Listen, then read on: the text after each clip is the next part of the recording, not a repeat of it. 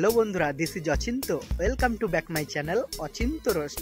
তো বন্ধুরা, ভিডিওটা ট্রেলার দেখে তোমরা বুঝতেই পেরে গেছো আজকের ভিডিওটা কেমন হতে চলেছে। আসলে কি বলতো, প্রতিবাদ করতে গেছিল ঋতুপর্ণা সেনগুপ্ত, আর তার জায়গায় কি তার বিপরীত হলো, গো ব্যাক স্লোগান শুনতে হলো।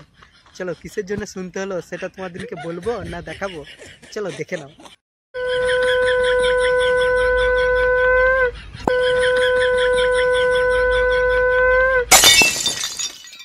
হ্যাঁ, এই কারণের জন্যই গো ব্যাক স্লোগান শুনতে হচ্ছে, নিজেকে লজ্জিত হতে হচ্ছে। সেই দিন যদি তুমি সঙ্গটা মুখে বাজাতে না, তাহলে আজকে এটা শুনতে হতো না। না, তুমি তো এডিটিং করবে।